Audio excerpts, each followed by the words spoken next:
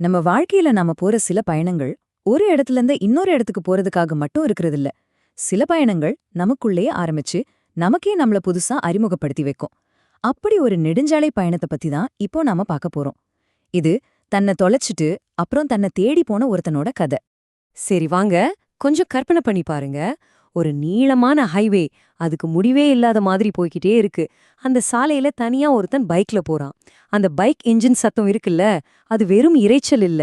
அது அவனோட மனசுக்குள்ள ஓடுற ஆயிரக்கணக்கான குழப்பமான சத்தங்கள அடக்குறதுக்கான ஒரு முயற்சி. அவன் எங்கேயோ போய் சேரணும்னு ரொம்ப வேகமா எல்லாம் போகல. அவனுக்குன்னு ஒரு டெஸ்டினேஷன்லாம் கிடையாது. ஏன்னா அவனோட பயணம் வெளியில இல்ல, உள்ளுக்குள்ள. அவன் யார்கிட்ட இருந்து தப்பிக்க பாக்குறான் தெரியுமா? அவன்கிட்ட இருந்து தான். சூரியன் மெதுவா மறைய ஆரம்பிக்குது, அவனோட நிழல் நீளமாகுது. கூடவே அவன் மறக்க நினைக்கிற அவனோட கடந்த காலமும் நீளமாகுது. சரி, வாங்க இந்த கதையோட முதல் கட்டத்துக்குள்ள போலாம். இதுக்கு பேரு முடிவில்லாத சாலை. ஏன்னா இந்த சாலை வெறும் வழிய மட்டும் காட்டல, அது அவனோட மனசுல இருக்கிற தீராத குழப்பத்தையும் அப்படியே பிரதிபலிக்குது. அந்த முடிவில்லாத சாலையில அவன் மட்டும் தனியா பயணிக்கல. பல கிலோமீட்டரா விடாப்பிடியா ஒரு கேள்வி அவனோட கூடவே பயணிச்சுக்கிட்டே இருக்கு. அந்த கேள்விதான் அவனோட இந்த மொத்த பயணத்துக்குமே காரணம். அந்த கேள்வி இதுதான்: நான் யாரு? ரொம்ப சிம்பிளா இருக்கிற மாதிரி தெரியுதா? ஆனா இதுக்கு பதில் சொல்றதுதான் உலகத்திலேயே ரொம்ப கஷ்டமான விஷயம்.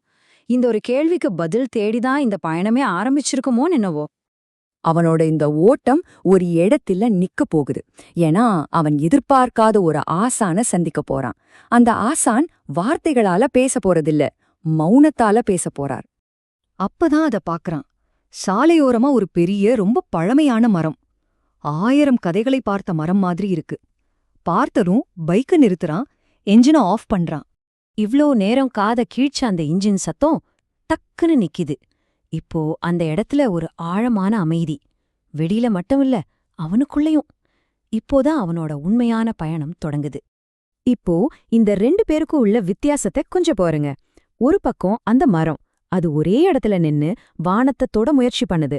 ஆனா இன்னொரு பக்கம் இந்த மனுஷன் எங்கெல்லாமோ போயிருக்கான், ஆனா தன்னை கண்டுபிடிக்க ஒரு நிமிஷம் கூட நின்னதில்ல. அந்த மரம் அவனுக்கு மௌனமா ஒரு முக்கியமான பாடத்தை சொல்லிக் கொடுக்குது. அந்த மரத்தடியில, அந்த ஆழமான மௌனத்துல முதல் முறையா அவனோட மனச அவன்கிட்ட பேச ஆரம்பிக்குது. அவன் மறுபடியும் அதே கேள்விய, ஆனா இந்த முறை ரொம்ப ஆழமா தனக்குத்தானே கேட்டுக்கிறான். நான் யார்? அப்ப அவனுக்கு ஒரு விஷயம் புரிய வருது. அது அவன் யாருங்கிற பதில் இல்ல, அவன் யாரு இல்லைங்கிற பதில். அவன் பாக்குற வேலை அவன் இல்ல, அவன் வாங்குற சம்பளம் அவன் இல்ல, அவன் சுமக்கிற குடும்ப பொறுப்புகள் அவன் இல்ல, அவனோட அப்பா அவனுக்காக கண்ட கனவும் அவன் இல்ல. இந்த சமூகம் அவன் மேல திணிச்ச எந்த ஒரு அடையாளமும் அவன் இல்லைன்னு அவனுக்கு புரியுது. சரி, இந்த அடையாளங்கள் எல்லாம் அவன் இல்லைனா அப்போ அவன் யாரு? அவனுக்குள்ள இருந்த உண்மையான அவன் எங்க போனா? சின்ன வயசுல அவனுக்கும் கனவுகள் இருந்துச்சுல்ல, அந்த கனவுகள் எல்லாம் இப்போ இஎம்ஐ பொறுப்புகள்னு ஒரு கூட்டுக்குள்ள சிக்கிக்கிட்டு நாளைக்கு பாத்துக்கலான்னு தள்ளி போய்கிட்டே இருக்கு. அந்த நிமிஷத்துல அவன் அப்படியே கண்ண மூடிக்கிறான். மனசுக்குள்ள 3 கேள்வி. நான் யாருக்காக ஓடுறேன்? நான் எதுக்காக வாழ்றேன்? நான் எதை தேடுறேன்? ஆனா இதுக்கும் அவனுக்கு எந்த பதிலும் கிடைக்கல. பதில்தான் கிடைக்கல. ஆனா அதுக்கு பதிலா பல வருஷமா அவன் அனுபவிக்காத ஒரு அமைதி வருது, ஒரு நிம்மதி.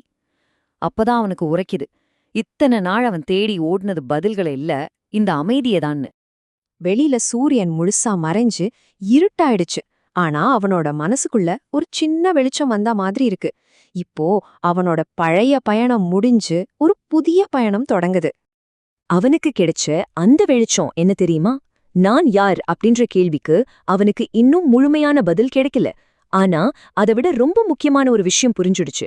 நான் யாராக இருக்க விரும்புறேன்னு அவனுக்கு இப்போ தெளிவா தெரியுது.